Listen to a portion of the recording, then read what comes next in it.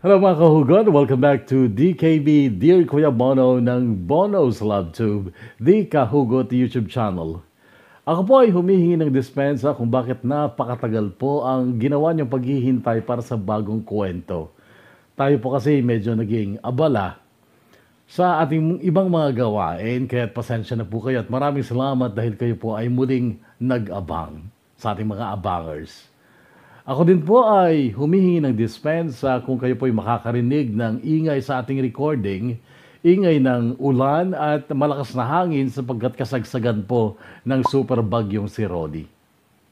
Sa ating mga bagong subscribers, welcome po sa DKB, sa Bono's Love Tube. Maraming salamat sa pag-subscribe at sa mga hindi pa nagsusubscribes, maaari pong pasubscribe lamang at pakipindot na rin ang notification bell para maging updated po kayo kung tayo po ay may bagong kwento. At sa ating mga dating subscribers, maraming salamat sapagkat nandyan pa rin kayo.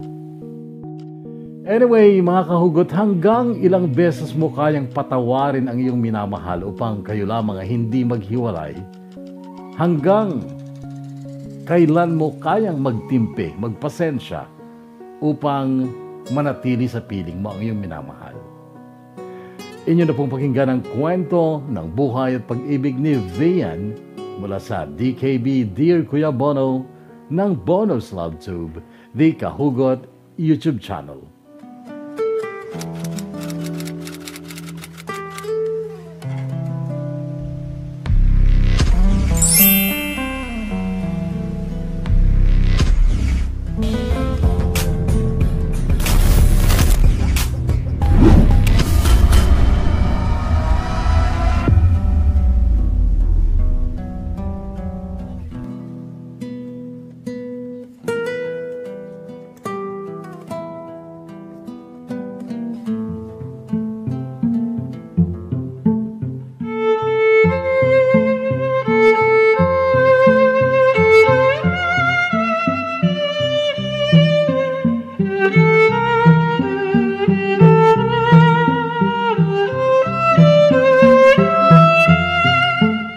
Dear Kuya Bono, magandang oras sa iyo at sa lahat ng mga kahugot na nakikinig ngayon.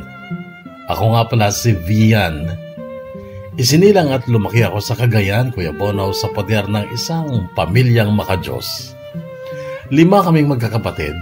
Panganay si Ate Elaine, sumunod si Kuya Joey, then si Ate Farah, tapos ako, then bunso si Clyde. Simple lang ang buhay namin. Si Papa ay namamasada ng sarili niyang van at si Mama naman ay mayroong sari-sari store. Nagbilang ako ng crush nung high school pero hanggang dun lang ako. May mga nag-attempt ding nanligaw pero walang nangyari dahil sobrang stricto ang aking ama. So very sad to say, my high school was zero love life. As in, nga.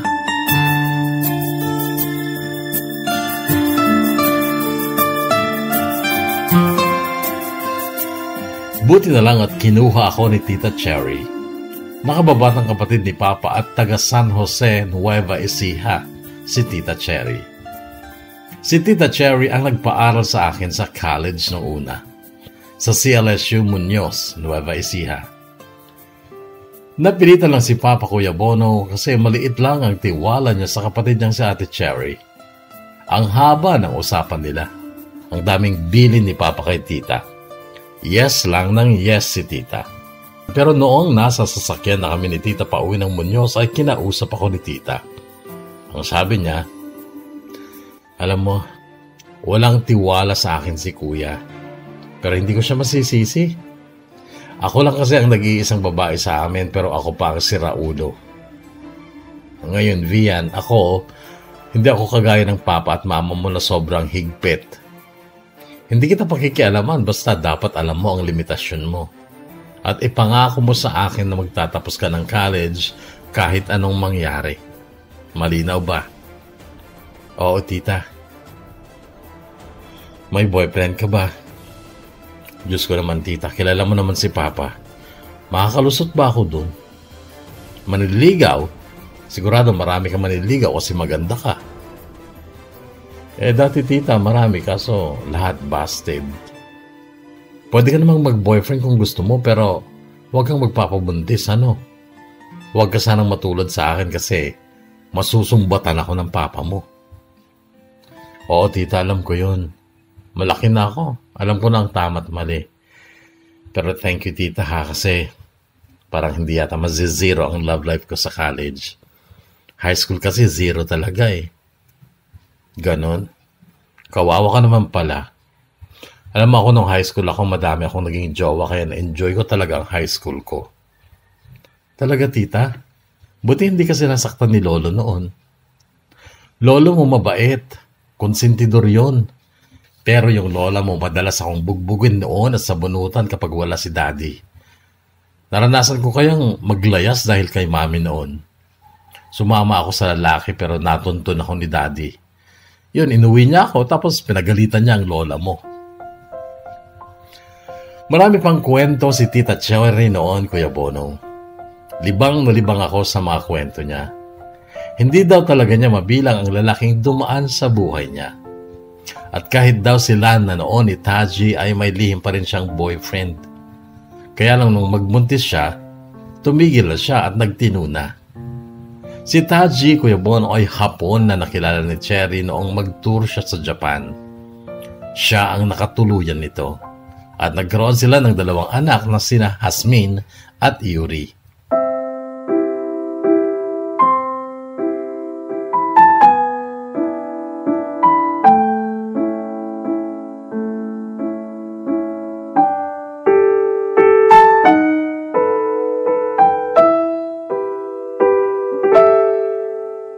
May 2 katulong si Tita Cherry sa bahay niya, sina Ate Andeng at Manang Sabel. Mag-ina sila at si Ate Andeng ay 3rd year college na noon sa CLSU din. Bali pinag-aral siya ni Tita Cherry. Then ako ay tutulong-tulong din lang. Sabi ni Tita kung ano lang daw ang magawa ko sa bahay niya. Tutulungan ang mga bata sa mga assignments o homeworks nila kung busy si Ate Andeng. Samahan ng mga bata kung hindi siya pwede, maglinis ng bahay kung gusto ko, kahit ano lang daw ang pwede kong magawa o maiutos niya sa akin. Yun ang magiging role ko sa bahay niya. Maluwag sa pera si Tita Cherry, Kuya Bono, dahil ang baon ko araw-araw noon ay 300 pesos.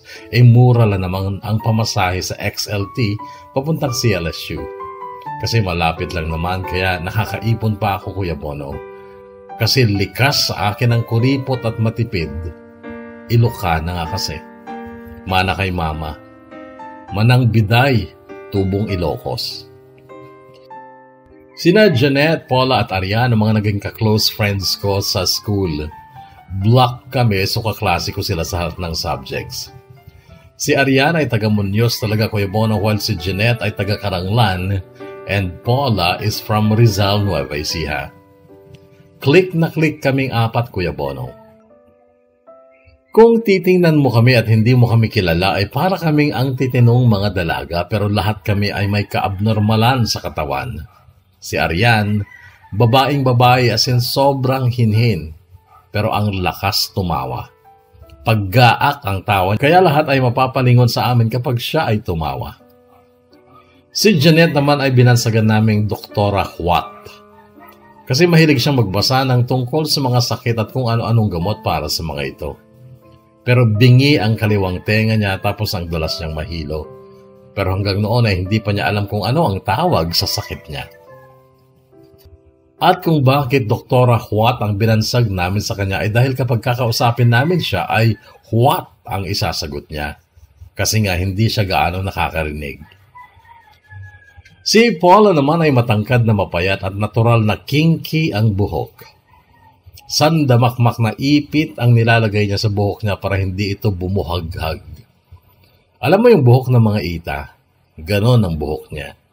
Tapos siya? Madaling magulat.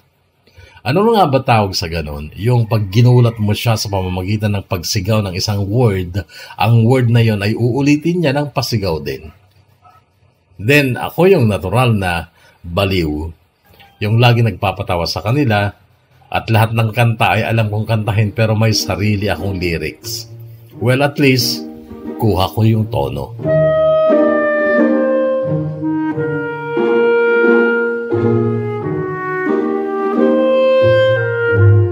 Well, in short, Kuya Bono, my first year in college was really fun. Feeling ko para akong nakawala sa koral dahil nung high school ay feeling ko nakakulong ako. Sa college na ilabas ko yung totoong ako na walang kumukontra o nagbabawal. Maging sa bahay ni Tita Cherry, makulit at magulo talaga ako. Until one day, birthday ni Arvin na nakababatang kapatid ni Arian at wala kaming last subject kaya nagpunta kami. Maraming handa, may video okay pa at ang daming boys kaya lang mga high schoolers. 4th year noon si Arvin at hindi pa uso noon ang K-12. Maraming gwapo kaya lang mga mas bata nga sa amin kaya deadma kami. Hindi kami nagpa-cute kaya labas ang natural naming ugali, lalo na ako. Noong may pakilala kami ni Arian sa kapatid niyang si Arvin na nagbe-birthday noon, ay inaya niya kaming kumain. Sinamahan pa kami ni Arvin at binantayan kasi busy-busy si Arian sa lola niyang may sakit. Makwento si Arvin kaya't nakapalagayang loob kaagad namin siya. Then, nung matapos kaming kumain ay inaya niya kaming sumama sa grupo nila. Iinom din daw kami. Sige, sabi ko kahit never pa akong nakipag-inuman kahit minsan. Well, madalas akong makatikim ng alak sa bahay ng pinsan ko noon. Tumitikim lang pero binibilin ko pa siyang huwag sasabihin kina Papa. So nakipag-inuman nga kami, Kuya Bono, at lalo akong kumulit noong may konting amats na ako. Pinakanta nila ako. Kumanta ako. Well, hindi sa pagyayabang, I can really sing, Kuya Bono. Lalo na pag video okay. Ang kinanta ko noon ay yung kanta ni Ariel Rivera na Sa Aking Puso. At dahil may amats na ako, bigay todo ako. Ginalingan ko. Uulit-ulitin ko sa'yo ang nadarama ng aking puso. Ang damdamin ko'y para lang sa'yo. Kahit kailanman di magbabago. Ikaw ang laging hanap-hanap sa gabit-araw. Ikaw ang nais kong sa tuwina ay natatanaw. Ikaw ang buhay at pag-ibig, wala na ngang iba. Sa aking puso'y tunay kang nag-iisa. Noon pa rin sa birthday ni Arvin, maya-maya pa'y kinalabit ako ni Arvin at paglingon ko, may nakaakbay sa kanyang kaklase niya. Gusto ko makilala ng tropa ko sabi ni Arvin. Okay. Aldrin, sambit ng lalaking nakangiti sa pangalan niya sabay lahad ng palad niya. Vian, sagot ko naman tsaka ako tinanggap ang palad niya. Malambot ang palad niya, halatang hindi anak ng magsasaka. Maputi siya pero may ilang tagihawat siya noon. Mas matangkad siya sa akin at sakto lang sa isang bagets ang katawan niya. Ganda naman ang pangalan mo, Vian. Thanks. Saan nakuha yung pangalan mo? Combination ba yan ng pangalan ng mama at papa mo? Hindi. Saan? Sa Sa motto na English. Motto? Oh, motto. Motto in life, ganun. Anong motto? Tanong niya. Sinagot ko siya. Beyond the clouds, the sun's still shining. Or kung gusto mo naman, beyond the clouds, there's an airplane.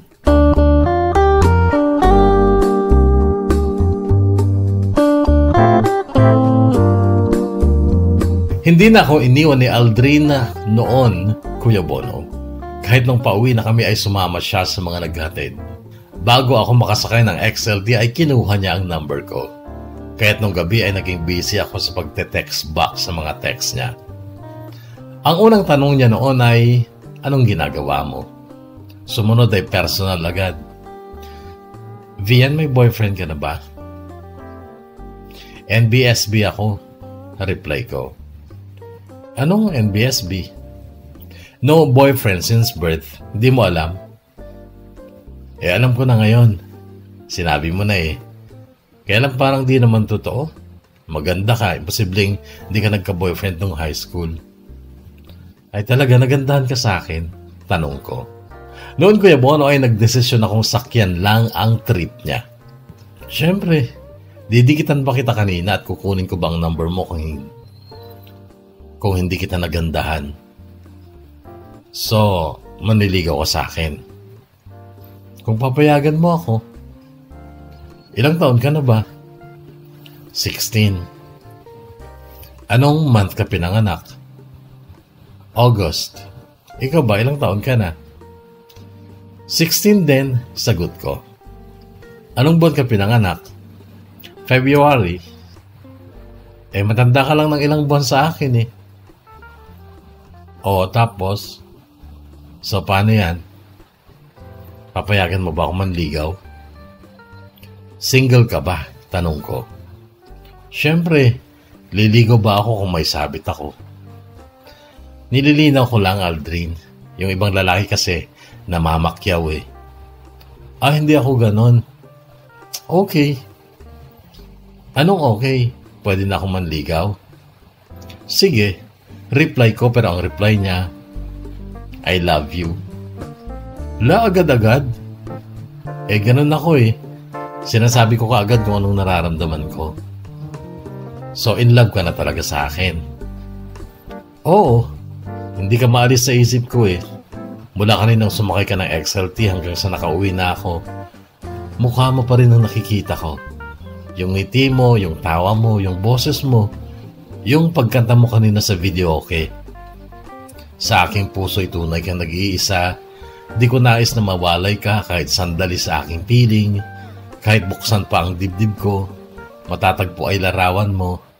Mahal kita, Vian. Nagustuhan mo ba yung pagkanta ko?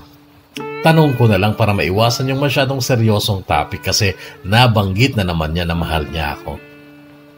Oh yes. Hindi nga din nawala sa isip ko yung kanta mo eh. Nung pauwi ako kanina, kinakanta ko din yung kinanta mo habang mukha mo ang nasa isip ko. Pagkabasa ko ng message niya ito Kuya Bono ay napangiti ako. Kinilig. Akala ko sasakyan ko lang talaga ang trip niya kasi nga mas bata. Pero di ko namamalayang kaya pala niya akong pakiligin talaga. Di ko nais na mawalay ka kahit sandali sa aking piling. Kahit buksan pa ang dibdib ko, matatagpo ay larawan mo. Ikaw ang laging hanap-hanap sa gawit araw. Ikaw ang nais kong sa tuwina ay natatanaw. Ikaw ang buhay at pag-ibig, wala nang ang iba. Sa aking puso'y tunay kang nag-iisa. To cut the long story short, sinagot ko si Aldrin after 3 weeks niyang pangungulit. At tuwing hapon mula noon ay may isang high school student na naghihintay sa akin sa gate ng CLSU. Then ihatid niya ako sa bahay sakay ang motor niya. May isang hapon medyo madilim na noon, kabababa ko lang sa motor ni Aldrin nang marinig ko sa kanya ang mga salitang ito. B, pwede bang makahingi ng isang kiss? Sabi niya. B ang naging tawagan namin. Sabi niya shortcut daw ng baby. Sige, sino hahalik, ikaw o ako? Tanong ko. Ako na lang, sabi niya. Inilapit ko ang pisngi ko sa kanya. Humalik nga siya kaya lang napansin kong biglang may tao sa maliit na gate. Si Tita Cherry pala.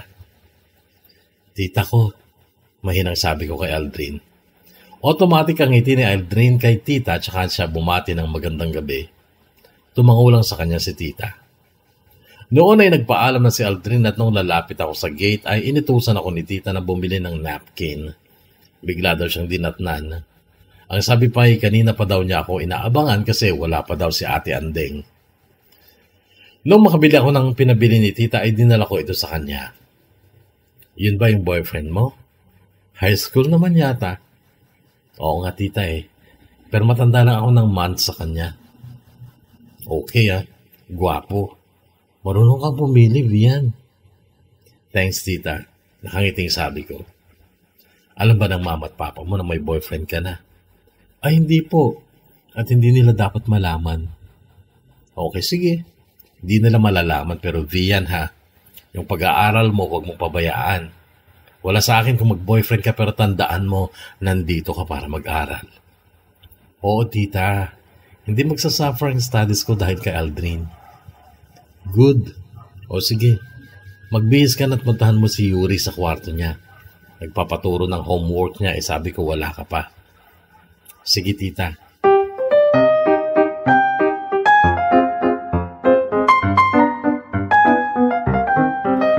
Noong sumapit ang bakasyon ay umuwi ako ng Cagayan, Kuya Bono. Balak ko talagang mag-summer noon pero nung malaman ni Papa na hindi naman obligadong mag-summer ay pinauwi niya ako. Mag-isa ko lang umuwi noon. Takot pa nga ako nung una kasi first time kong magbiyahe mag-isa. Kaso kinantsawan ako ni Tita Cherry. Kasama ko si Aldrin na nag-abang ng bus sa highway noon sa Muñoz. Halos di siya maawat sa kakayakap at kahalik sa pisngi ko, lalo na kapag walang nakakita. And nung bakasyon, sobrang na-miss ko si Aldrin. Na-miss ko rin yung mga friends ko. Boring ang bakasyon na yon, Kuya Bono, pero si Mama ay naisipan niya magtinda ng halo-halo at nagpatulong siya sa akin. Noon ko nakilala ang dayo na si Care. Pinsyan siya ni Aldo na kabatch ko sa elementary. Taga Laguna si Kier at gwapo siya at maporma. At gusto niyang pumorma sa akin kaso di niya magawa dahil laging nandyan si Mama. Ang ginawa niya ay sumulat siya. Ang sabi niya, kapag daw gusto ko siya, makikipagkita daw ako sa kanya sa parke mamayang gabi 8 p.m. Natawa na lang ako noon. Iba ding dumiskarte Hindi ako nagpunta at okay na din yon kasi lumubay na siya. Kasi nga hindi ako nagpunta, meaning hindi ko siya gusto. Well, gusto ko naman siya actually kaya lang may Aldrin ako At hindi ko naman magagawang lokohin si Aldrin kasi mahal na mahal ko siya. Habang tumatagal kasi kami ni Aldrin, Kuya Bono, ay nakikilala ko pa siyang mabuti at wala akong masasabi sa ugali at pagkatao niya. Malambing siya, maalalahanin, maalaga at may isang salita. Kapag sinabi niya, tutuparin niya. Hindi siya paasa at yon ang number 1 na ayaw ko sa isang tao. Yung paasa. At salamat dahil hindi ganon si Aldrin nung una. Isang linggo bago matapos ang bakasyon ay dumating sina Tita Cherry kasama si Taji, ang asawa niyang Hapon. Dumating daw galing Japan para magbakasyon. Pangalawang beses ko pala makita si Taji, Kuya Bono. Una nung elementary ako. Mabait siya at masayahin. Laging nakangiti. Marunong siya mag-English kaya't nakakabiruan siya ni na Mama at sa akin.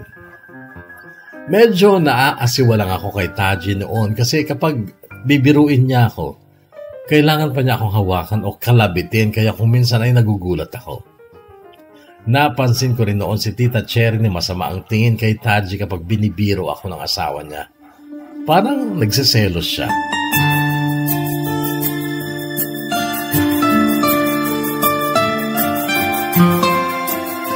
Noong pag-uwi nila sa Nueva Ecija ay isinabay na nila ako kasi ilang araw na lang at pasukan na. Dati na akong na-enroll ni Tita Cherry kaya't papasok na lang ako kapag nagsimula na ang pasukan. Gabi na nung makarating kami ng San Jose, Kuya Bono, at kung may paraan lang sana ako ay gusto kong makita agad si Aldrin. Kaso hindi siya nakakapag-reply sa mga message ko at nung miskulin ko ay out of coverage area siya. Gusto ko siyang puntahan kahit gabi na kaya lang hindi ko alam kung saan ang bahay nila. Kasalanan ko yun kasi makailang ulit niya akong inaya sa bahay nila pero tumanggi ako. Natatakot kasi ako, Kuya Bono, Dahil baka makagawa kami ng hindi dapat kapag nasolo niya ako sa bahay o sa kwarto niya, kaya hindi ako sumasama sa kanya kapag inaaya niya ako sa kanila. Uso na ang mga smartphones noong mga panahong yun, Kuya Bono. Pero ang cellphone ko noon ay Nokia 3530. Dipindot lang. Kaya lang hindi ko inaasahan na bigla akong magkakaroon ng bagong smartphone bigay ni Taji, ang asawang Hapon ni Tita Cherry. Samsung Galaxy S2 yun. Tandang-tanda ko pa at brand new talaga.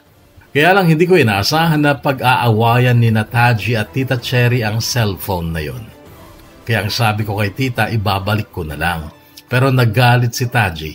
Sininghalan pa rin siya ni Tita Cherry hanggang sa nakita kong sinapak ni Taji si Tita Cherry. Tinangka ni Tita ang gumante pero itinulak siya ng malakas ni Taji kaya tumumba ito sa sahig. Tsaka umalis si Taji. Noon ay ako ang hinarap ni Tita Cherry at ang sabi niya, may binabalak sa'yo si Taji kaya binigyan ka niya ng cellphone. Mag-ingat ka sa kanya. Lumayo ka sa kanya. Iwasan mo siya hanggang kaya mo, Vian.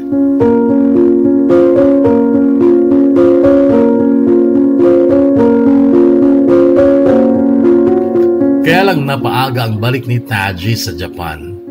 Yung 3 buwan niyang bakasyon sana ay naging 3 weeks lang at magkagalit silang mag-asawa noong umalis si Taji ng bahay. Okay na din yun kasi sa totoo lang na-stress ako noon sa sinabi ni Tita Cherry sa akin. So naging okay na din ang lahat noong sa akala ko ay nasa Japan na nga si Taji. Nagpatuloy kami ni Aldrin sa aming masayang relasyon. Yung cellphone ko na bigay ni Taji ay napuno ng mga pictures at videos naming dalawa ni Aldrin. Sa midway sa Kabanatuan na kasi nag-aaral si Aldrin noon at kumuha siya ng Marine Transportation Course kasi pangarap niya maging seaman. At dahil doon ay hindi na kami madalas nagkikita. Ang mga pictures na yon ang lagi kong pinapanood kapag namimiss ko si Aldrin. Pero ang mga pictures at videos na yon ang nagpapaiyak sa akin noong bigla niya akong iwanan. Mayroon pala akong hindi alam tungkol sa kanya. May third party pala. Well, ex na daw niya yung babaeng yon kaya lang nabuntis niya at naghahabol yung babae. Ang mga magulang ni Aldrin ay ayaw ng sakit ng ulo o iskandalo kaya't pinilit nila si Aldrin na panagutan yung babae. Kaya ayon, naagawan ako.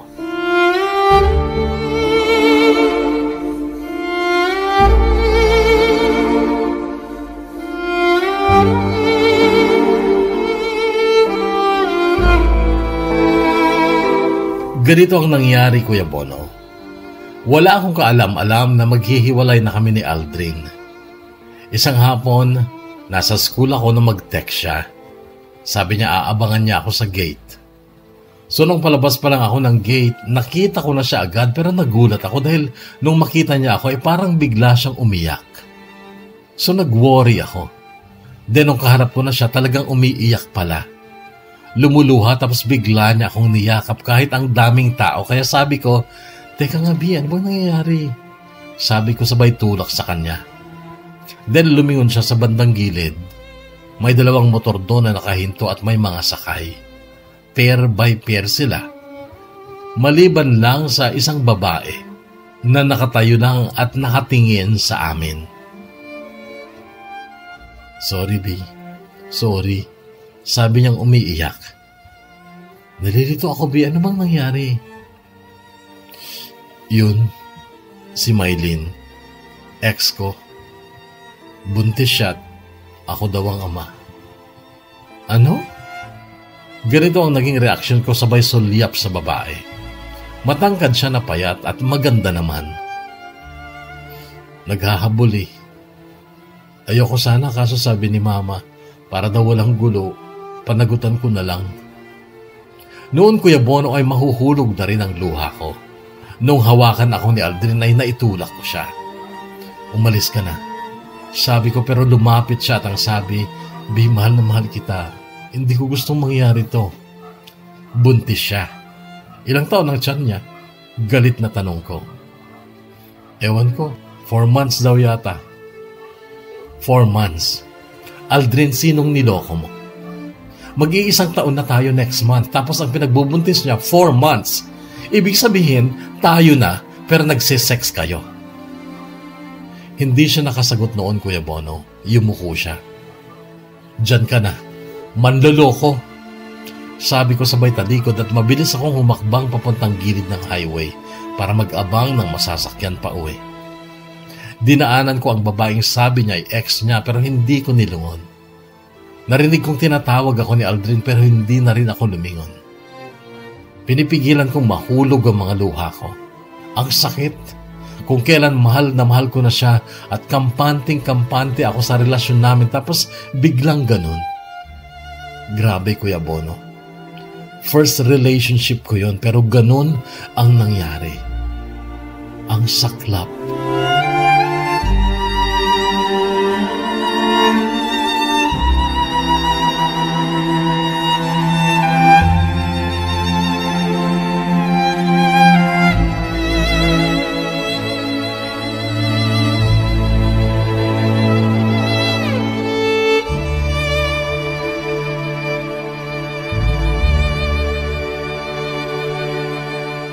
Alam mo yung pakiramdam na para kang buhay na patay? Yung walang kulay ang mundo mo, yung kailangan mo lang gumising dahil papasok ka pa sa school. At hindi na gaya ng dati nagigising ka tapos magigisnan mo yung good morning message niya. Napapaluha ako lagi, Kuya Bono, kapag naisip ko na yung lalaking mahal na mahal ko ay nasa piling na ng iba. Pero wala akong choice kundi ang kayanin yung sakit. Kapag nasa school ako, hindi ako gaanong nalulungkot kasi kasama ko ang mga kaibigan kong loka-loka. Nagte-text pa rin si Aldrin pero minsan ko lang nireplyan at ang sabi ko, pwede ba? Huwag ka na mag-text. Gusto ko na mag-move on kaya kung pwede, huwag ka na magparamdam. Kaso text pa rin ang text, Kuya Bono. Hindi raw siya matahimik hanggat hindi ko siya napapatawad. Nasasaktan din daw siya kasi mahal daw niya ako. Hindi rin daw madali para sa kanya ang matali sa babaeng hindi niya mahal pero wala siyang choice. Kaya lang kahit ano pang i-text niya sa akin na hindi naman na kami makakabalik sa dati. Kaya naisipan kong magpalit na lang ng number para tuluyan ko na siyang maiwasan. Tapos nakilala ko si Renz. Guwapo si Renz, maputi, makinis, pero hindi gaanong matangkad. Matangkad lang siya ng konti sa akin. Wala akong balak na i-entertain sana ang panliligaw ni Renz nung una pero nung malaman ko na pinsan siya ni Aldrin, pinsang buo, ay pinatulan ko siya. 1 week lang siya nanligaw, sinagot ko na. Gusto kong gumanti kay Aldrin kaya ako sinagot si Renz. Gusto kong maramdaman niya kung gaano kasakit yung pakiramdam na yung mahal mo ay may iba na ring mahal.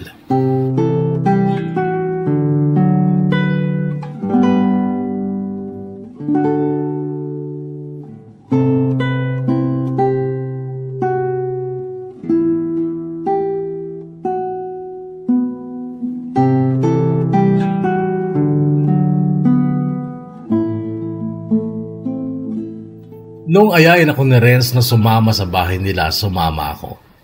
Kasi dati niyang naikwento na ang bahay nila ay nasa likod lang ng bahay ni na Aldrin. Yung bahay ni na Aldrin ang nasa harap, tabi ng kalsada. Ang kina Renz yung sa likod.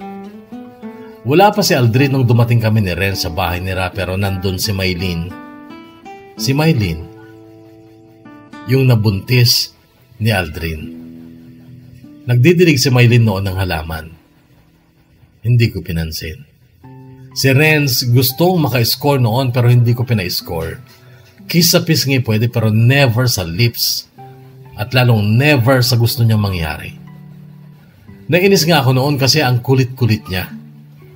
Natanong pa niya ang ganito. Si Aldrin ba, hindi mo rin pinatikim dati? Alam mo Renz, kung ang dahilan mo kung bakit mo ako niligawan ay para matikman ako, i-break mo na ako ngayon pa lang. Kasi hindi ako ganong klaseng babae. At wala kang maaasahan sa akin. Sabi ko sabay tayo tsaka ako kinuha ang bag ko at humakbang ako palabas ng bahay nila. Binilisan ko ang lumakad, hinabol niya ako habang panay ang tawag niya sa pangalan ko. Kaya lang nung paakyat na ako ng kalsada ay siya namang dating ni Aldrin. Nagulat pa siya nung makita niya ako. Nagtama ang mga paningin namin and God knows kung gaano ko siya na-miss. Bian, sorry na, hindi na yun mauulit. Narinig kong sabi ni Renz nung maabutan niya ako. Sabay akbay sa akin pero tinulak ko siya tsaka ako tumuloy sa kabilang kalsada. Nanlabo ang paningin ko noon dahil sa luhang bumalong. Masakit pa rin na makita ko ang lalaking mahal na mahal ko pa pero hindi na nga akin. Miss na miss ko siya, Kuya Bono. Gusto ko ulit siyang makasama, makausap, mayakap. Kaya lang hindi na pwede.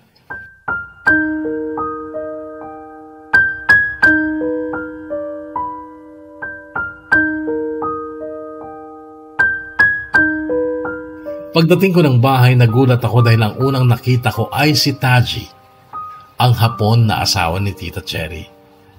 Nagtaka ako kasi parang 3 weeks ago pa lang mulang nung umalis siya. Sinalubong niya ako at kay luwang ng ngiti sa akin, binati ako pero tinanguan ko lang siya. Kay Ate Anding ko nalaman na hindi naman pala umuwi ng Japan si Taji. Nagpunta lang daw siya sa Bohol. At 1 buwan pa daw bago talaga siya babalik ng Japan. Nagkabati na daw sila ni Tita Cherry kaya siya bumalik. Hindi ako makatulog nung sumapit ang gabi. Iniisip ko si Aldrin. Parang gusto kong i-insert noon ang luma kong SIM card at mag-text sa kanya. Nung mauhaw ako ay bumaba ako tapos pumasok sa bukas na bintana ang preskong hangin mula sa labas. Parang nakagaan yon sa pakiramdam ko kaya lumabas ako sa veranda at doon ako naupo nang biglang bumungad din si Taji. Tatayo na ako noon at babalik na sana ako sa taas pero hinarangan ako ni Taji at ang sabi niya, "Don't go. I just want to talk to you. Sit down." Sabi niya sabay hawak sa braso ko pero bago pa ako makasagot ay narinig ko ang galit na boses ni Tita Cherry. Salitang Hapon ang ginamit niya para kay Taji. At ang sabi naman niya sa akin, "Di ba sinabi ko sa iyo na iwasan mo siya? Anong ginagawa niyo dito? Ganon ka ba kalandi, Vian? Pati asawa ko lalandiin mo sa pamamahay ko pa?" "Hala tita, hindi po." Sabi ko pero umawat si Taji. Hinila niya si Tita Cherry papasok ng bahay at ako'y mabilis nang umakyat sa taas at nagkulong sa kwarto ko. Nilak ko ang pinto. Naririnig ko pa ang ingay nila noon habang nag-aaway. Hindi ko maalala kung paano ako nakatulog nung gabing noon. Pero paggising ko kinaumagahan ay napansin kong may mga buhok sa unan at kama ko. Kinapa ko ang buhok ko. Kinabahan ako nung madama kong parang ang iksina ng buhok ko. At nung humarap ako sa salamin, noon na ako tuluyang napaiyak. Ang iksina ng buhok ko. Parang gupit lalaki na at lagpas-lagpas ang pagkakagupit.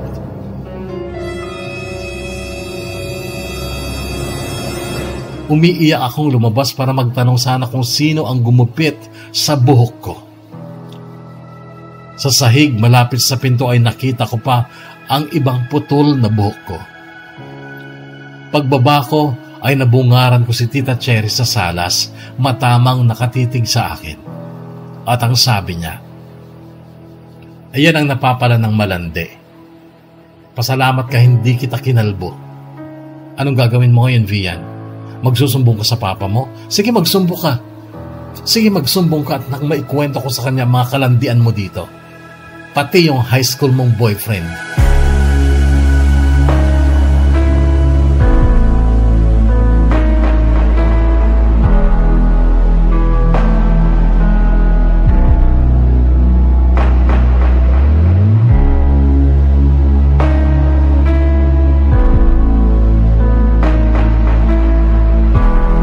Bumalik ako sa kwarto nang malaman kong si Tita Cherry pala ang gumupit sa buhok ko. Grabe ang galit ko sa kanya noon, Kuya Bono, pero hindi ko magawang magsalita man lang sa kanya. Natakot din ako na baka magsumbong siya kay Papa, pero alam kong gagawin niya yun, kaya't ang ginawa ko, tinawagan ko si Arian. Sinabi kong huwag muna siyang pumasok kasi may problema akong mabigat at pupuntahan ko siya. Si Arian yung tipo ng tao na ayaw niya nang sinususpensya, kaya pinilit niya akong magsalita. Naikwento ko nga sa kanya ang nangyari. Anong plano mo? Tanong niya. Gusto kong lumayas dito. Sige, dito ka muna sa amin. Pangdalawahan naman nung kama ko.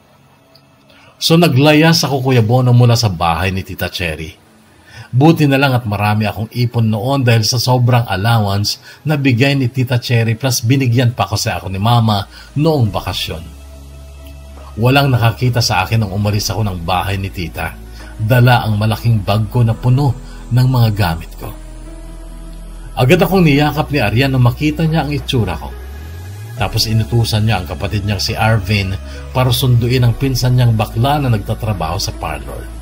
Dumating naman agad ito at inayos niya ang buhok ko. Ginupitan niya parang umayos lang. Kaya lang, napaka-iksi talaga. Naiwan ako sa bahay ni na Arian kasama ang lola niya noong pumasok si Arian para sa afternoon classes namin. Nag-isip ako kung anong gagawin ko noon, Kuya Bono. Hindi ako maaaring magtagal kina na Arian dahil alam ni Tita Cherry ang bahay ni na Arian. Hindi ko nilalabas sa mga gamit ko sa bag ko dahil gusto ko talagang umalis agad, kaya lang wala akong maisip na mapuntahan. Nasa ganong ayos ako, litong-lito noong may kumatok sa pinto. Maya-maya'y bumukas ito. Si Arvin pala, ang kapatid ni Arian. Pero noong bahagya siyang umatras ay nakita kong may kasama siya. Si Aldrin. Noon ay napatayo ako. At agad ding bumalong ang luha ko, kasunod na ay mabilis akong nilapitan ni Aldrin at niyakap. Noon, Kuya Bono, napaiyak na ako ng tuluyan sa dibdib ni Aldrin.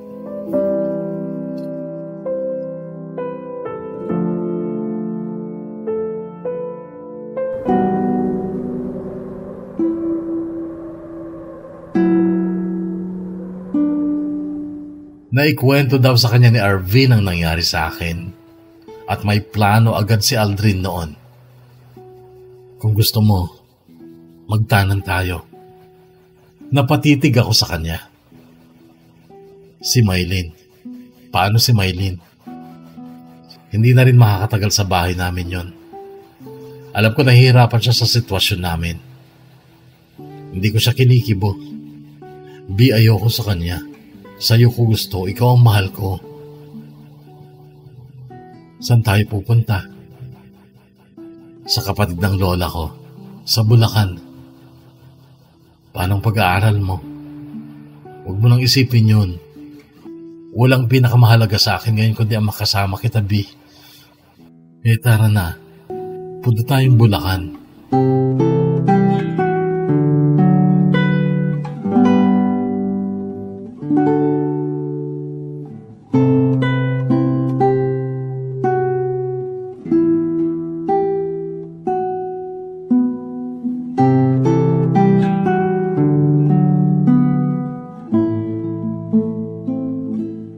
Magulo din ang isip ko noon, Kuya Bono, kaya ipinagkatiwala ko na lang ang desisyon kay Aldrin.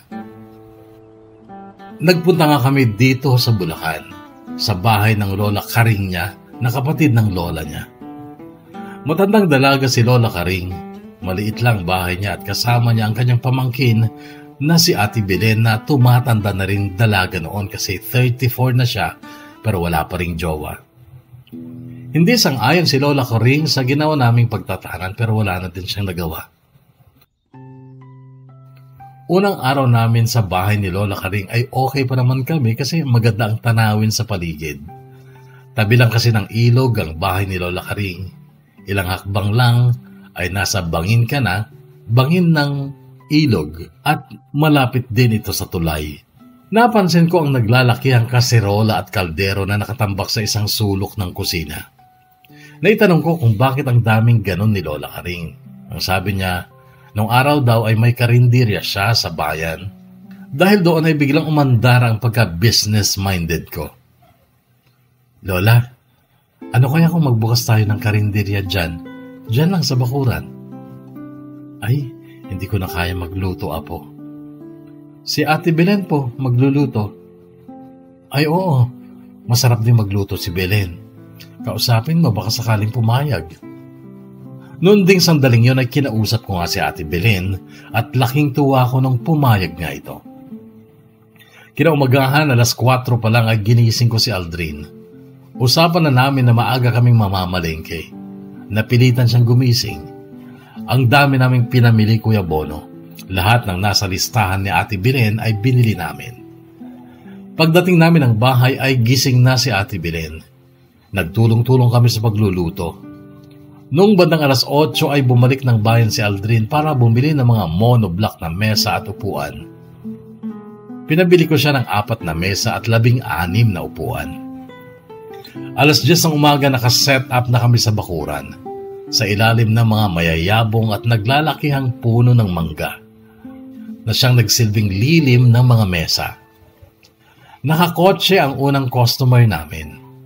Nagandahan sila sa view kasi habang kumakain sila, ay natatanaw nila ang kulay asul na tubig ng Angat River.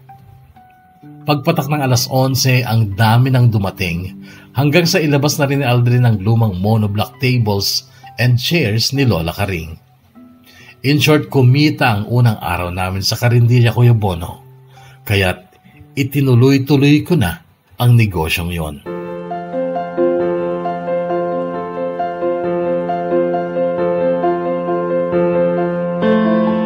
Pang-4 na araw namin dito sa Bulacan nung malaman kong mayroon palang college sa bayan na may panggabing klase.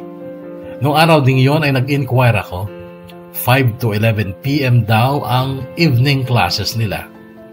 Noon, Kuya Bono, ay inaya ko rin si Aldrin na umuwi ng Muñoz para kunin ang mga credentials namin. Siya din ay sinabihan kong kunin ang credentials niya sa Midway para makapagpatuloy din siya ng pag-aaral dito sa Bulacan. Kinaariyan kami tumuloy noon, Kuya Bono. Umupa muna ako noon ng makakasama ni Ate Belen sa karinderya. 3 araw kasi ang hinintay ko bago ko nakuha ang credentials ko. Si Aldrin ay kaagad niyang nakuha ang mga papers niya. Bumalik kami dito sa Bulacan at nag-enroll nga kami. Kaso walang panggabi sa school ni Aldrin at whole day ang pasok niya dahil maggulo ang schedule niya. Nung una, okay pa kami ni Aldrin, Kuya Bono, kaya lang paglipas ng mga buwan ay nagbabago siya. Hanggang sa malaman kong may babae siya. Huling-huli ko sa mga text ng babae sa cellphone niya. Mahal pa ang tawagan nila. Parang tinurukan ng punyal ang dibdib ko noon, Kuya Bono, pero sinikap kong huminahon noong kausapin ko siya. Anong balak mo, Aldrin? Iiwan mo ako. Ano bang pinagsasabi mo? Huwag ka na magkaila. Nabasa ko ang text ng mahal mo dyan sa cellphone mo. Ba't ba pinakikialaman mo yung cellphone ko? Mataas ang boses niya nung sabihin niya ito. So ngayon, ikaw pa ang galit. Wala kasi yun. Palipas oras ko lang yun. Palipas oras? Aldrin, inisip mo man lang ba ako? Kung masasaktan ako na mayroon kang pampalipas oras na ibang babae. Wala nga yun. Kulit mo naman. Ikaw ang mahal ko. Ikaw ang pinili kong makasama, kaya tigilan mo na yung drama mo. Aldrin, hindi ako nagdadrama. O di mas okay. Huwag kang mag-alala. Hindi kita iiwan. Mahal kita eh.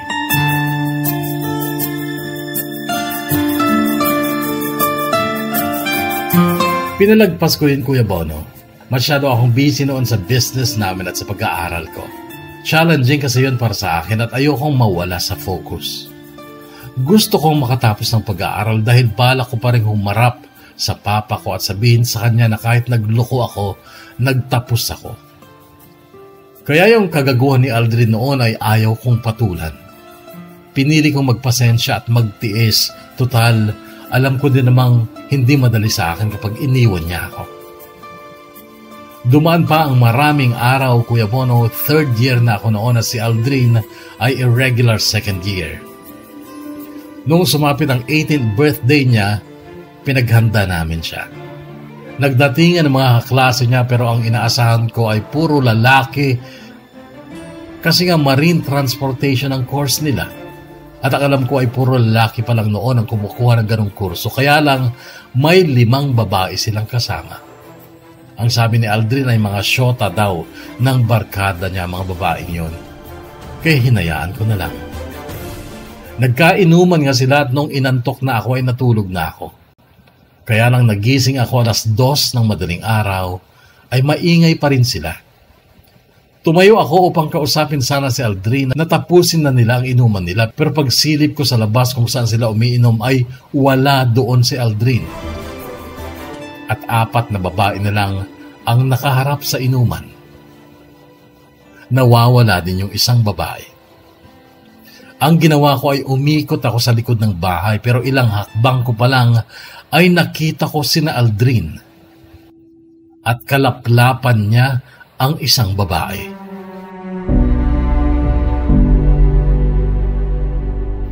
Parang sasabog ako noon, Kuya Bono, pero pinilit kong magtimpi. Umiyak na lang ako sa kwarto at hinintay kong matapos sila mag-inuman.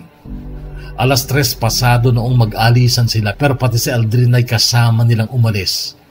Umaga na nung dumating siya at di ko napigilang sampalin siya. Bakit ba? Ang kapal na mukha mo. Ano na naman ba to? Maang-maangan ka na naman. Kitang-kita ko kayo ng babae. 2:00 kanina madaling araw, naglalaplapan kayo sa likod ng bahay. Kasalanan mo yun. Nanilip ka eh. Muli ko siyang nasampal, Kuya Bono, at sasampalin ko pa sana pero sinangga niya ang kamay ko at ang sabi niya, papatulan na kita kung hindi ka pa tumigil. Napakawalang hiya mo, Aldrin. Lumayas ka na dito. Ayaw na kitang makita. Palalayasin mo ako sa bahay ng lola ko. Ikaw ang lumayas. Di ka nila kaano-ano dito. Medyo napahiya ako sa sinabi niyang yon. Kasi tama siya. Kaya ako ang nag-impake. Pinasok ako noon ni Lola Karing at kinausap. Pero hindi ako nagpapigil sa kanya. Noong mapuno ko ang bag ko ay tumayo na ako at lalabas na ng silid pero biglang humarang si Aldrin. Huwag ka nang umalis. Ako na lang ang aalis. Di sige, umalis ka na, sabi ko. Kinuha niya ang malaking bag niya at saka siya nag-impake din. Tapos umalis nga. Napaluha ako na makita ko siyang umalis, Kuya Bono. Gusto ko siyang pigilan, kaya lang ayaw ng isip ko. Hinayaan ko siyang umalis kahit masakit sa akin at may takot ako na baka hindi ko na siya makita ulit.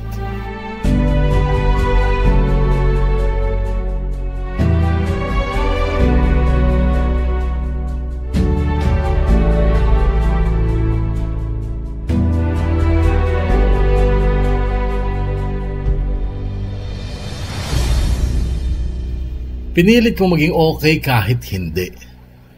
Pinilit kong mabuhay ng normal na hindi naapektuhan ng negosyo at pag-aaral ko.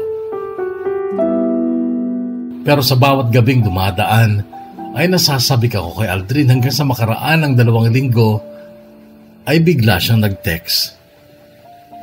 Galit ka pa ba? Ganito ang text niya at ang reply ko, nasan ka? Dito sa bahay, sa Muñoz. Diyan ka ba nagpunta nung umalis ka dito? Siyempre, saan naman ako pupunta? Nagkabalikan na kayo ni Maylene. Si Maylene, may asawa ng iba. Matandang mayaman. Yung babae mo dito sa Bulacan, kumusta na kayo?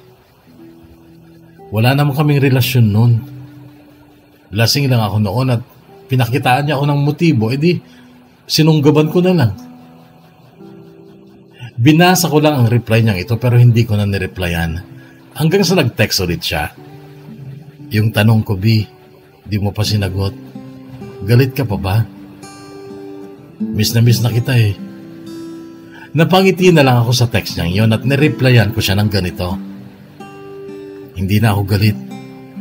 Umuwi ka na dito. Ikaw ang laging hanap sa gawid-araw. Ikaw ang nais kong sa tuwi na ay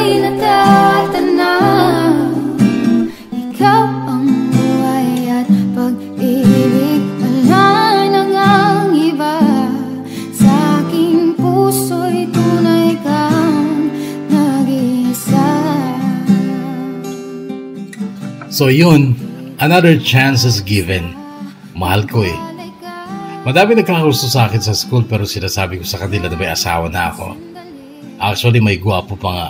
Si Raiden, artistahin, maputi, red lips, matangkad. Kaya lang nung magsisimula pa lang siyang pumorma ay prinangka ko na. Sinabi ko may asawa na ako pero ayaw niyang maniwala.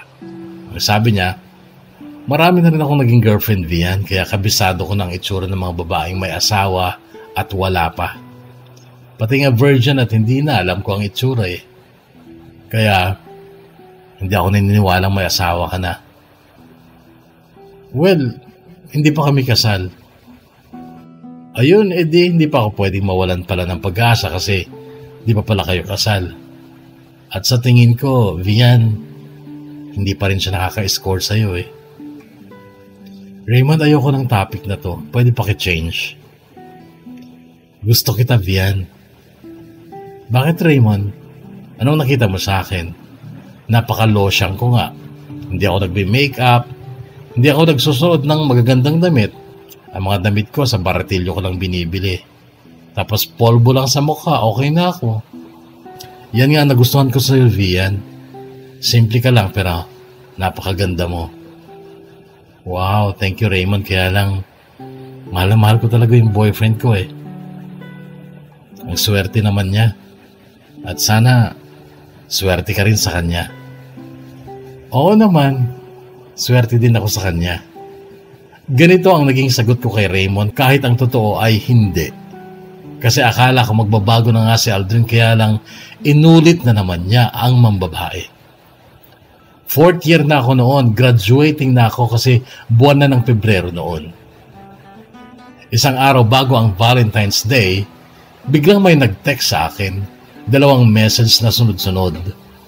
Ang unang message ay ganito.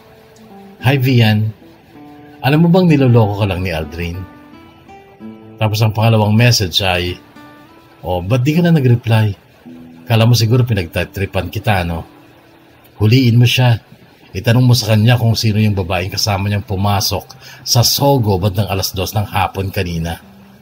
Busy ako noon sa kainan. Kaya hindi ko na na-replyan yung una. Yung pangalawa ang ni-replyan ko. Sino ka ba? At sino ba yung sinasabi mong kasama ni Aldrin sa Sogo? Huwag mo nang alamin kung sino ako. Pero yung kadate ni Aldrin sa Sogo ay si Michelle Cruz, 4th year nursing. Ganito ang reply niya. Noong dumating si Aldrin ay tinanong ko siya, girlfriend mo ba yung Michelle Cruz, 4th year nursing? Bahagyang nanlaki ang mga mata niya pero bago pa siya makapagsalita ng kasinungalingan ay inunahan ko na siya. Kung girlfriend mo siya, kailangan nating pumili kung sino sa atin ang aalis, ako o ikaw. Hindi ko siya girlfriend. Palipas oras lang yon. O sige, kumain ka na. Mamaya na ako kakain.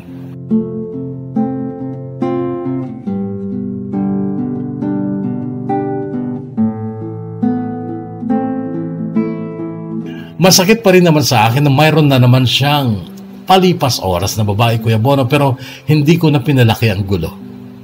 Iniwasan ko na lang maisip ang tungkol doon. Nag-focus ako sa studies ko kasi graduating na ako. Kaya lang kapag gabi, di ko maiwasang pakialaman ang cellphone ni Aldrin at naghahanap ako ng ebidensya na hindi talaga niya girlfriend yung Michelle. Wala akong nakitang kahina-hinalang text, pati call log ay wala din. April 2015 ay nagtapos ako ng college, Kuya Bono. At nung sumapit ang October ay nag-take ako ng CPA board exam at pinalad akong pumasa. And that made me a licensed CPA now. Pero hindi muna ako nagtrabaho. Nag-focus ako sa negosyo ko. Nag-take din ng board exam sa Raiden, ngunit hindi pinalad pero napasok pa rin ng trabaho sa bangko. Aksidente lang ang pagkakatuklas ni Raiden kung saan ako nakatira. Kasama niya mga kaibigan niya at ang girlfriend niya noong bigla silang dumating sa karinderya. Kakain sila. Nagulat pa siya nung makita niya ako. Ako kasi ang taga-takal noon ng ulam. Dito ka pala, gulat niyang sabi. Yes, ito yung aking munting negosyo. Wow! Siya nga pala, congrats. CPA ka na. Salamat, Raiden. Congrats din kasi sa bangko ka na nag-work. Pwede ka na magpakasal. Kung sana kung pakakasalan ko, ready ako kahit anong oras. Yang ka na naman, marinig ka ng girlfriend mo. Wala yan. Paano wala yan? Palipas oras lang yan, sagot niya. Hindi ko siya sinagot kasi nakita kong lumabas si Aldrin ng bahay palapit ng karinderya. Nakita ni Raiden na tumingin ako kay Aldrin. Yan ba yung boyfriend mo? Mahina niyang tanong. Oo. Live-in na kayo? Oo. Talaga? Ikaw palang malapit ng ikasal eh. Raiden, mag-text tayo mamaya. Marami akong itatanong sa'yo. Sabi ko at tuluyan na ako nanahimik noong nasa karinderya na si Aldrin at nagsimula ng tumulong sa paghahatid ng mga orders sa mesa ng mga customers. Pero hindi nawala ang pag-ugong sa isipan ko nung katagang binigkas ni Raiden na ilang beses ko na ring narinig kay Aldrin patungkol sa mga babae niya. Palipas oras lang. Kinagabihan ay katext ko si Raiden at nasagot niya ang tanong ko. Ang sabi niya, lalaki kasi kami. Kailangan namin ng pastime. Pero hindi lahat ng babaeng nakakasama namin ay pwedeng pakasalan. Mayroon talagang babaeng nakikipaglaro lang at meron ding babaeng tipong pakakasalan. Gaya mo. Okay na, Raiden. Nasagot mo na yung tanong ko. Bye na ha. Salamat sa time. Teka lang, Vian. May sasabihin pa ako. Ano yun? Nagulat lang kasi ako kanina nung malaman kong live-in na pala kayo ng boyfriend mo. Akala ko kasi hindi ka ganong babae. Medyo na-disappoint lang ako. Hindi kita masisisi, Raiden, pero gusto kong malaman mo na mali ang iniisip mo na porket may live-in partner ako, easy girl na ako. Hindi naman sa easy girl, Vian. Conservative girl lang tingin ko sa'yo dati. Yung tipong hindi sasama sa lalaki kung hindi pa kasal. Well, marami kang hindi alam, Raiden.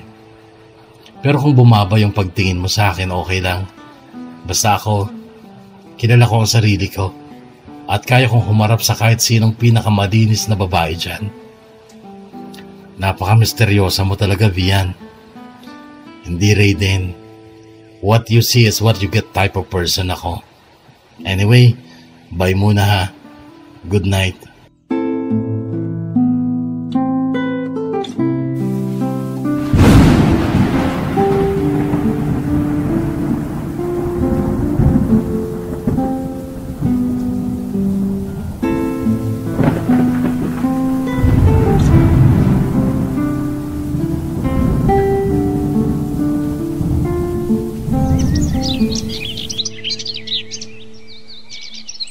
Dumaan pang maraming araw, Kuya Bono. Nagtatrabaho na rin ako noon sa isang accounting firm at okay naman ang pasweldo. Noon na rin nakatagpo ng lalaking mamahalin si Ate Belen, isang biyudo na isa lang dati sa mga customers namin sa karinderya. Sumama siya sa lalaking yun pero bago siya umalis ay pinakilala niya sa akin si Ate Maria na isang Ilocanang nakapag-asawa ng Bulakenyo. Si Ate Maria ang naging kapalit ni Ate Belen sa pagluluto para sa karinderya. Naiba ang lasa ng mga pagkain namin. Tingin ko lalo pang sumarap at dumami ang mga putahing gulay. Masarap na pinakbet, mga inabraw. At isa pang nadagdag sa aming menu ay ang bagnet na nagustuhan naman ng aming mga customers. Nagulat ako isang araw ng Sabado, wala akong pasok sa office kaya't katulong ako sa karinderya. May babaeng medyo maliit ang dumating. Maliit pero maganda at sexy at matapang ang titig niya sa akin. Ikaw ba si Vian? Walang kangiti-ngiti niyang tanong. Oo, bakit? Asan si Aldrin? Nasa loob, sagot ko. Tiningnan niya ako mula paa hanggang ulo. Noon pa lang ay kinutuban na ako ng masama pero nagdasal ako na sana huwag magkagulo dahil maraming kumakain noon pero nagsimula siya. Bakit di ka maiwan-iwan ni Aldrin? Hindi ka naman pala maganda. In fact, mukha kang ang old maid. Alam ko na. Sa'yo nga pala kumukuha ng pera si Aldrin. Sugar mommy. Sugar mommy ka niya. Sasagutin ko sana siya pero naunahan ako na Ate Maria. Salit ka nga babae Hoy, kung hindi ka kakain, umalis ka dito. Huwag kang maggulo dito. At bakit naman ako kakain dito? Ano akala niyo sa akin? Cheap? Kasing cheap ng babaeng yan? No! O ikaw, Vian, iwanan mo na si Aldrin, no? Kasi hindi ka deserving sa kanya. Sa akin siya bagay kasi napapaligaya ko siya. Masaya siya sa akin while sa'yo, nagtitiis lang siya at di ka lang niya maiwan dahil ikaw ang bumubuhay sa kanya. Sugar mommy.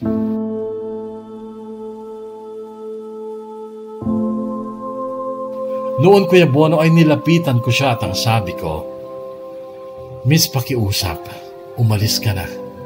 Kung gusto mong isama si Aldrin, nandyan siya sa loob, puntahan mo, ayain mo siyang umalis. Magsama kayo kung gusto niya. Hindi ka nga niya maiwan dahil sa pera mo, no? Sugar mommy. Pikon na ako noon, Kuya Bono, pero sinikap ko pa rin magtimpi. Nakita kong nilapitan siya ni Ate Maria pero nagulat ako nung bigla niyang sinampal ng malakas si Ate Maria. At ang sabi niya, huwag kang nakikialam dito, matanda ka. Nahilo yata si Ate Maria sa pagkakasampal niya kaya't binigyan ko siya ng upuan pero sinipa ng babaeng yun ang upuan at tumalsik ito sa isang customer na kumakain. Napaaray ang babaeng tinamaan. Doon na ako hindi nakapagtimpi. Mabilis ko siyang nilapitan. Sinunggaban ko ang mahaba niyang buhok tsaka ko siya hinila papuntang gilid ng bangin ng ilog. Mura siya ng mura habang pilit na inaalis ng kamay niya ang pagkakasunggab ko sa buhok niya. Pero mahigpit ang hawak ko. Nung nasa pampang na kami ay itinulak ko siya. Kasabay yun ang sigaw ni Aldrin, "Huwag! Huwag!" Pero huli na. Tumapon na ang babae sa bangin pero nakita kong nakakapit ito sa isang damo. Noon naman ay mabilis siyang tinulungan ni Aldrin para hindi ito tuluyang mahulog sa ilog. Lumayo ako sa kanila. Humingi ako ng dispensa sa mga customers ko pero hiyang-hiya ako. Narinig ko ang sinabi ng isang babae, "Sayang, di pa nahulog."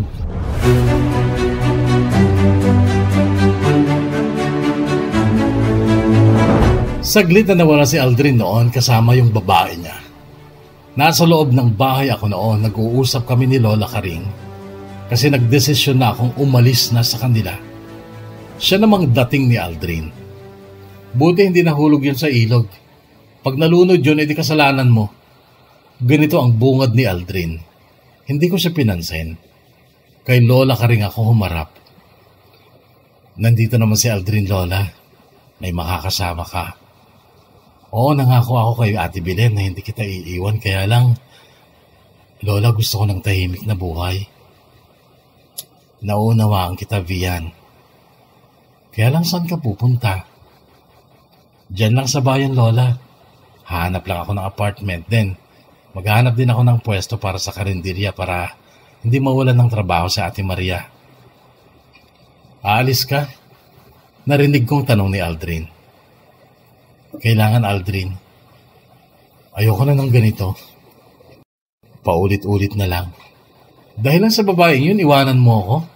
Samahan mo si Lola Karing dito.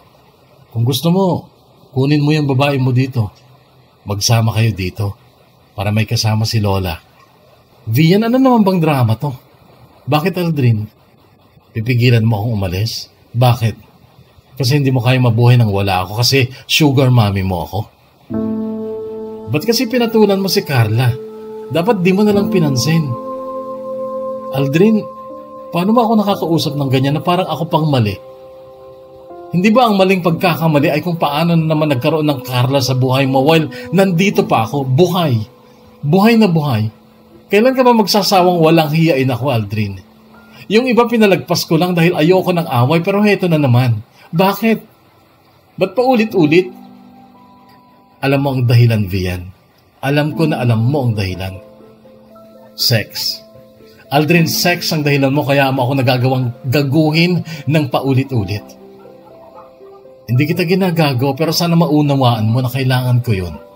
Normal lang sa lahat ng lalaki na nasa sex nila ang partner nila, lalo na't katabi nila sa pagtulog gabi-gabi. Okay, pero sorry Aldrin, ibahin mo ako sa mga babae mo.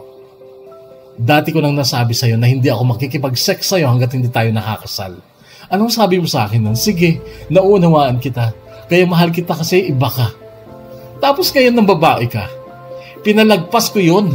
Pinalagpas ko yung ilan kasi pilit kitang inuunawa na lalaki ka nga at malibog ka. Pero dahil mahal kita, pinabalik kita. Pero umasa ako na magbabago ko at magawa mong irespeto yung damdamin ko dahil syempre masakit sa akin na yung mahal ko may ibang babae. Pero ikaw naman unlimited. Paulit-ulit mo akong sinasaktan. Tao ako, Aldrin, may puso ako. Mahal kita, mahal na mahal kita. Pero kailangan ko ding mahalin ang sarili ko.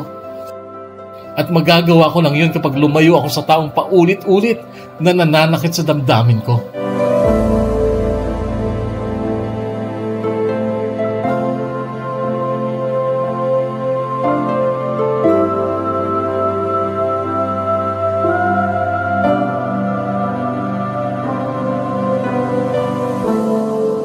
Noon Kuya Bono ay hindi na siya umimik.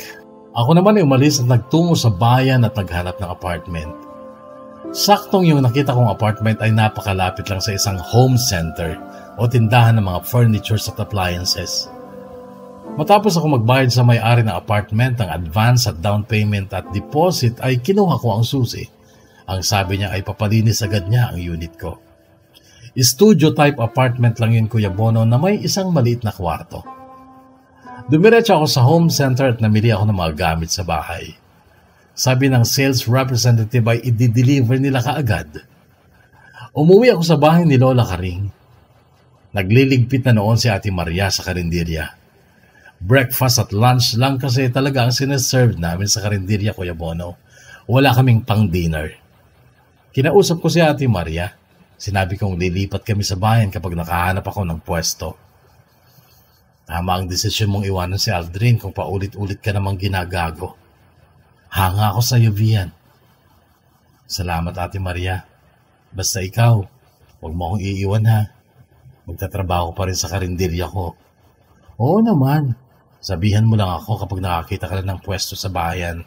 Kahit ako na mag-aasikaso sa lahat bago tayo magbukas. Wala si Aldrin nung dumating ako sa bahay. Sabi ni Lola Karing tumawag daw yung Carla. Magpapakamatay daw ito kapag hindi nagpunta si Aldrin sa kanya. Dadalawin na lang kita dito, Lola Karing, sabi ko. Huwag ka na mag-alala sa akin, Vian. Kaya ko bang sarili ko? 65 pa lang ako, malakas pa ako. Thank you, Lola ha. Salamat po sa lahat. Ay, nakakalungkot ang nangyari sa inyo. Pero totoo ba, Vian? Wala pang nangyari sa inyo ni Aldrin? Ilang taon na kayong nakatira dito sa bahay at magkatabi kayo sa kama pero walang ganon? Opo, Lola. Bawal pa sa akin yun eh. Ibibigay ko lang yun sa lalaking makakasama kong manumpa sa Diyos na kami ay magsasama habang buhay. At bubuka ka lang ako kapag kasal na kami. Ay, bilib ako sa iyo, Vian. Ibang-iba ka nga. Mantakin mo ha, naglayas ka lang, pinaaral mo yung sarili mo, nakatapos ka sa sarili mong diskarte, at ngayon may maganda kang trabaho. Sayang at hindi nakikita ni Aldrin ang katangian mong yan. Hayaan mo na, Lola. Talaga sigurong hindi kami para sa isa't isa. Ganoon naman talaga, di ba? May minahal talaga tayo na hindi natin nakatuluyan. Ay, oo. Kaya nga ako di na nag-asawa dahil yung kaisa-isang lalaking minahal ko na humaling pa sa iba. Iniwan ako kaya eto. Matandang dalaga ang lola mo.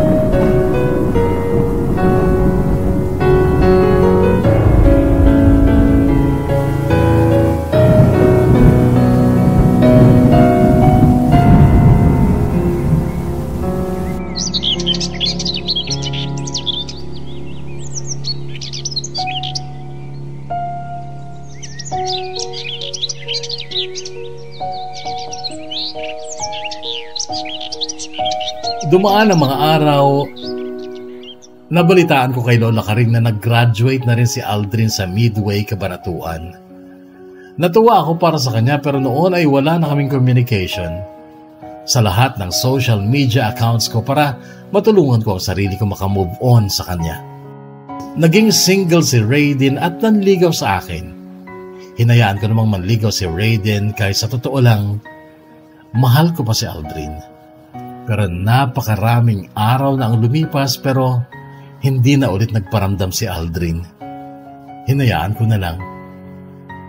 Buwan ng Agosto taong 2018, ikinasal ang best friend ni Raiden. Nag-attend kaming dalawa. Noong pauwi na kami ay biglang bumuhos ang napakalakas na ulan at basang-basa kami ni Raiden. Inihatid niya ako sa apartment ko pero umalis din siya noong tumila ang ulan. Noong tatawagan ko sana si Raiden at aalamin ko kung nakarating na siya sa kanila ay nakita kong may tubig ang bag ko at basang-basa ang cellphone ko. May kailangan pa akong tawagan noon kaya't namroblema ako kasi ayaw mag-on ng cellphone ko. Inopen ko sa likod at saka ko blinower pero ayaw pa rin. Hanggang sa naisipan ko ang luma kong cellphone. Inilipat ko ang SIM card ko sa aking lumang cellphone at natawagan ko na si Raiden. Tapos, nabuksan ko ang photo gallery ng cellphone. Halos lahat ng pictures doon at videos ay pictures at videos namin ni Aldrin mula pa nung 4th year high school siya at 1st year college naman ako. Ang dami naming mga pictures. Ang dami naming memories. Maya-maya pa'y bigla na lang nanlabo ang paningin ko dahil sa luhang kusang bumalong. Miss na miss ko na siya. Kumusta na kaya siya? Kahit buksan pa ang dibdib ko, matatagpo ay larawan mo. Ikaw ang laging hanap-hanap sa gawit araw. Ikaw ang nais ko sa tuwi na ay natatanaw. Ikaw ang buhay at pag-ibig, wala nang ang iba. Sa aking puso'y tunay kang nag-iisa. After 2 months, sinabi sa akin ni Raiden na magpo-propose na siya pero ang sabi ko, huwag muna, huwag dito. Gusto ko mag-propose ka sa harap ng pamilya ko, lalo na sa harap ng papa ko. November 2018, undas ay umuwi kami ng Cagayan, sakay ang kotse ni Raiden. Dati nang may kaya si na Raiden, Kuya Bono, businessman ang papa niya at pharmacist ang mama niya. Siyempre nagulat si na mama at papa nung makita nila ako. Hindi nila alam na friend nila ako sa Facebook kasi may ginawa akong account at ang ginamit kong profile picture at pangalan ay sa babaeng taga sa amin pero hindi ko ka-close. Pero nung inad ko sila ay kinonfirm naman nila ito. Kaya hindi nila alam na namomonitor ko ang mga buhay nila kahit papano dahil ini-stalk ko lagi ang mga accounts nila. Binigay ko kay Papa ang diploma ko bago ko pinakilala sa kanya si Raiden. Lumuha si Papa sa harapan namin. Tsaka niya ako niyakap. Sabi niya proud daw siya sa akin. Ipinakilala ko si Raiden sa kanya. Tapos sinabi ko na magpo-propose na si Raiden pero sabi ko sa harap ng magulang ko siya mag-propose sa akin. At yun ang ginawa ni Raiden, Kuya Bono. Inilabas niya ang singsing sa bulsa niya then lumuhod siya sa harap ko tsaka sinabing, Ma'am, Sir, hinihiling ko po ang kamay ng anak niyo. Teka lang, huwag naman ganyan kabilis, Raiden. Hayaan mo muna makasama ko ng ilang araw ang anak ko bago mo siya hilingin sa amin. At saka, kikilalanin muna kita, ano? Sige po, sagot ni Raiden na noon ay inutusan kong tumayo. Iniwan namin ni Mama sina Papa at Raiden sa terrace. Nag-usap nga sila. Si Mama naman ay inakbayan ako at saka isinama sa kusina. Sigurado ka na ba sa lalaking yan, anak? Oo, Mama. Mabait. Oo, mama. Mabait yan. May magandang trabaho tsaka gwapo, di ba? Oo, gwapo nga. Kaya lang, siya ba talaga ang nilalaman ng puso mo? Natigilan ako sa tanong na yun ni mama. Natigilan ako at napabuntong hininga. Naalala ko si Aldrin na hanggang noon ay namimiss ko pa. At siya talagang laman ng puso ko. Oh, natigilan ka. Hindi ka ba yata sure sa lalaking yan eh? Sure na ako sa kanya, mama, kaya lang yung tanong mo kasi yung kung siya ba talagang laman ng puso ko. Bakit? May iba kang mahal? Noon, Kuya Bono, ay naikwento ko kay mama ang tungkol sa naging relasyon namin ni Aldrin at nung matapos akong magkwento ay mabuti naman at nagawa mong iwanan yung Aldrin na yon. Tama ang desisyon mo, anak. Diyan ka na lang kay Raiden. Lilipas din yung nararamdaman mong yan para kay Aldrin. Isang araw mawawala din siya sa puso mo at si Raiden na lang ang magiging laman niyang puso mo.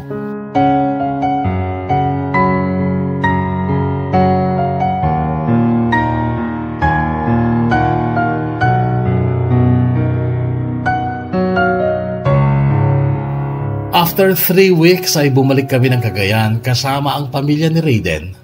Parang namanhikan lang sila. Pinag-usapan ang kasal na itinakda ng June 2019. Pagkatapos ng pamamanhikan ay bumalik din kami dito sa Bulacan at inasikaso ang ilang paghahanda sa kasal. Naging usapan ay dito gaganapin ang kasal. Sagot na lang ni Raiden ang hotel na titirhan ng pamilya ko at mga bisita ko mula sa Cagayan. Isang linggo bago ang kasal namin ni Raiden, isang gabi ay abala ako sa pagdidesisyon kung ano ay yung mga recipe na iluluto ng caterer para sa reception ng kasal namin. Nang may kumatok sa pinto, binuksan ko ang pinto at nagulat ako nang makita ko kung sino ang kumatok. Si Aldrin.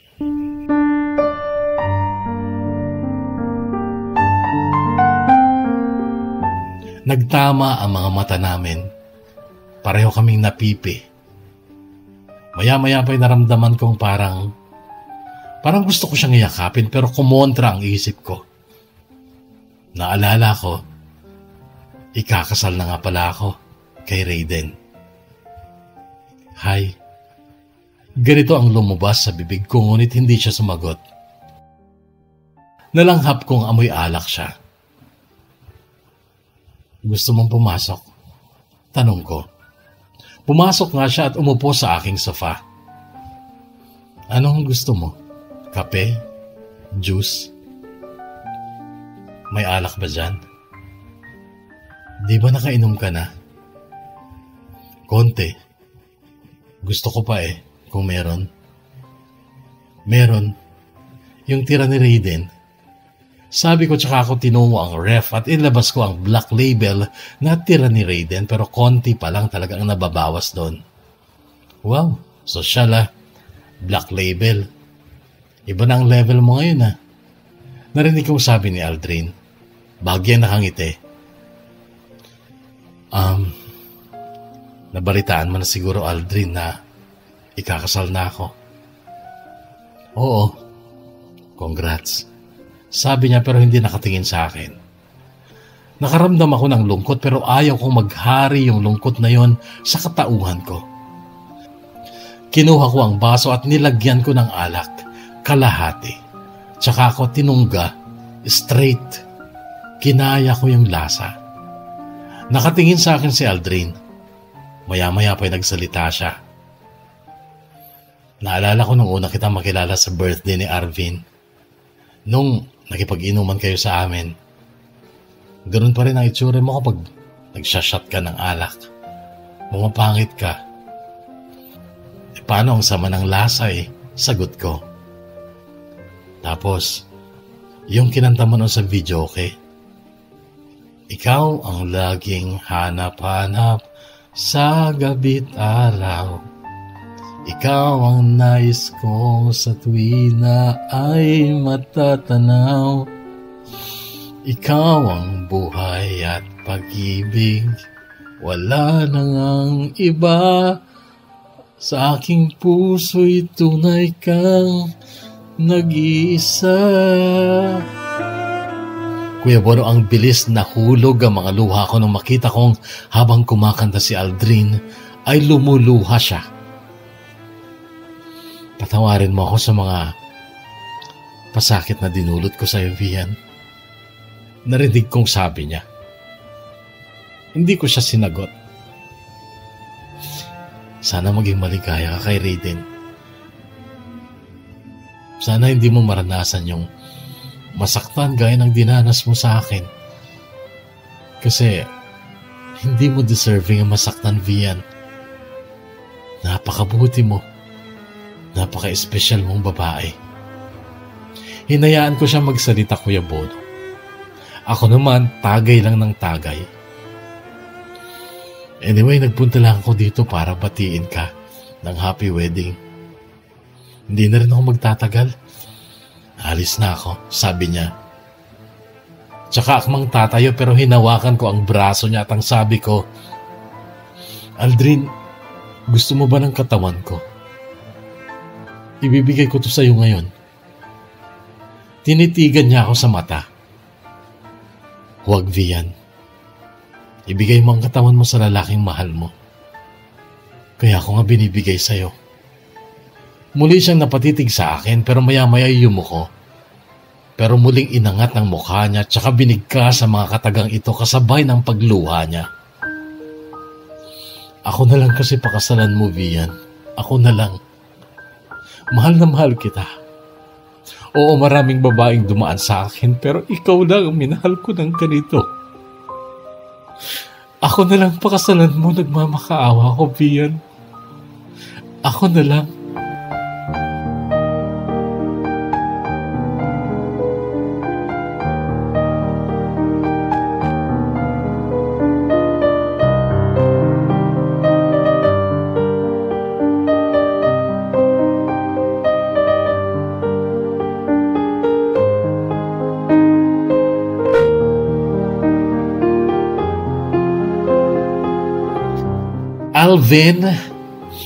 Alvin ang pinangalan ko sa anak ko, Kuya Bono. Isinilang ko si Alvin nito ng April ng taong kasalukuyan. Ang cute-cute niya. Ang puti-puti. Namana niya ang kaputian ng daddy niyang si Raiden. Oo, Kuya Bono, si Raiden ang pinakasalan ko. Mali ba ako ng pinili? Utak kasi ang ginamit ko, gaya ng dati. Oo, mahal ko pa rin si Aldrin kahit ngayon, kaya lang ayoko ng magulong buhay. Tsaka dinurog niya ang puso ko eh. Kaya hindi ko maalis ang matakot kapag siya ang pinili ko. Sino makakapagsabi na hindi na ulit siya magloloko? Sino makakapagsabi na hindi na ulit siya mambababae lalo na't seaman na siya ngayon? Wala din akong kasiguruhan na hindi rin magloloko si Raiden lalo na't napakagwapo niya, kaya lang nakaset na yung kasal eh. Ready na ang lahat nung dumating ulit si Aldrin. Ika-cancel ko pa ba yung kasal namin para maging kami pa rin ni Aldrin? Eh hindi ko naman masasabing siya ang better choice. Kaya itinuloy ko na lang ang kasal ko kay Raiden. So far, wala pa naman ako nababalita ang babae ni Raiden. Oo, nangako siya sa akin na ako lang ang magiging babae sa buhay niya, pero hindi ako pwedeng kumapit sa pangakong yun eh. Magloko siya kung gusto niya, pero kapag niloko ako at napuno ako, iiwanan ko siya. Ganun lang kadali yun. Kaya kong buhayin ang anak ko. Huwag lang akong lokohin. Si Aldrin wala pang asawa ngayon. Binata pa rin at nagpapayaman daw. Wala na kaming communication pero alam ko, kahit ilang milyong babae pa ang makilala niya at makasama niya, I'm sure hindi niya ako makakalimutan dahil ako lang ang babaeng nakasama niya ng kahit tagal na panahon pa. Pero hindi niya nakuha. I'm sorry po sa sad ending kung sad dito para sa inyo. Totoong buhay ko ito. At nabubuhay tayo ayon sa ating mga desisyon, ayon sa ating mga ginagawang pagpili. At ganito ko piniling tumakbo ang buhay ko. Okay lang. Di naman masyadong masaya pero medyo malungkot kasi hindi ko pinili yung taong mahal ko. Sa totoo lang, namimiss ko pa rin si Aldrin. Mahal ko pa siya. Sana siya ang pinili ko, no? Kasi siya ang laman ng puso ko. Kaso hindi eh. Kaya heto, kung minsan, nalulungkot ako kapag naalala ko siya. Pero okay lang. Pasasaan ba't lilipas din to, di ba? May mga babae ngang namatayan ng asawa eh. Kinaya naman nilang tanggapin na wala na ang mahal nila. At paglaon ay nagiging masaya na rin sila. Kakayanin ko rin to. Kakayanin ko rin tanggapin na hindi ang mahal ko ang nakatuluyan ko. Hanggang dito na lang, Kuya Bono, at pasensya na sa napakahabang kwento ko. Gumagalang at nagpapasalamat. Vian. Ikaw ang laging hanap sa gabi't araw. Ikaw ang nais ko sa tuwing na ay nagtatanaw. Ikaw ang buhay at pag-ibig, wala na ngang iba. Sa aking puso'y tunay kang nag-iisa. Sa aking puso'y tunay kang nag-iisa.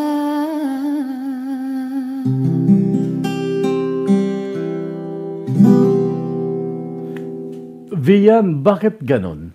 Bakit may pakiramdam ako na parang gumanti ka? At napakatindi nung ginawa mong paghihigante. Kasi bumalik si Aldrin sa'yo. Nagmamakaawa na siya yung pakasalan mo. At sa tingin ko sa puntong yun, nagsisisi na siya. Sising-sisi na sa lahat ng mga nagawa niyang pagkakasala sa'yo. And maybe he decided na magbago na ng tuluyan. Kasi bumalik eh. Bumalik. At inaalok niya yung kanyang sarili na makasama mo habang buhay. Pero hindi mo binigyan ng chance. Hindi mo siya pinili. Pero syempre, hindi ka namin masisisi kung bakit mo yun nagawa. Kasi ikaw ay matalinong tao. Utak ang lagi mong pinananaig. Kaya mo siguro nagdesisyon na hindi siya ang piliin mo. At syempre, hindi ka namin masisisi sapagkat napakaraming beses kang sinaktan at natatakot kang maulit yon, lalo na't karamihan ng pagtataksil ay nangyayari nga naman sa panahong ikaw ay kasal na. Di ba? Yung mga nagtataksil ay may asawa. Nagluloko. Gayon pa man ay hangad namin na sana ay maging tapat sa iyo ang lalaking pinili mo, si Raiden. Sana ay hindi siya magtaksil. Gayon pa man, kahit naman magtaksil siya, ay meron ka naman ng plano, di ba? Parang napaghandaan mo na ang mangyayari. Kasi sabi mo, okay lang, kung siya ay nagloko at ako'y napuno, kaya kong buhayin ang anak ko. And I do believe na kaya mo nga sapagkat matatag ka, madiskarte, matalino. And it's not bad to be a single mom.